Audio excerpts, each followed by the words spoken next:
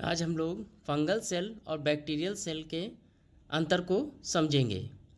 इसमें सबसे ऊपर जो सिर का हिस्सा है उसे बड कहते हैं और जो उसमें नीचे गर्दन जैसा हिस्सा है उसको सेप्टम कहते हैं। सेप्टम फंगल सेल में सेप्टम होता है, बैक्टीरियल में नहीं होता है। सेकंड पे है आपका Golgi apparatus. Golgi apparatus fungal cell में होता है लेकिन बैक्टीरियल सेल में प्रेजेंट नहीं होता है।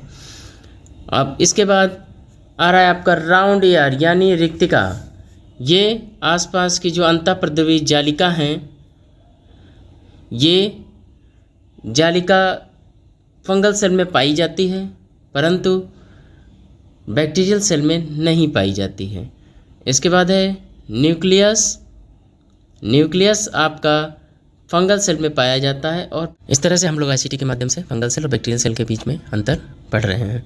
नेक्स्ट है लाइसोसोम। लाइसोसोम फंगल सेल में पूर्णतः पाया जाता है और बैक्टीरियल सेल में ये एब्सेंट होता है।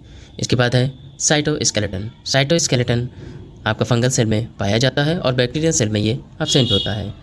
इसके बाद आप नीचे आ जाएंगे माइटोकॉन्ड्रिया। माइटोकॉन्ड्रिया फंगल सेल में पाया जाता है और बैक्टीरियल सेल में ये एब्सेंट होता है। अब इस तरह से आपने देखा फंगल सेल और बैक्टीरियल सेल के बीच में अंतर।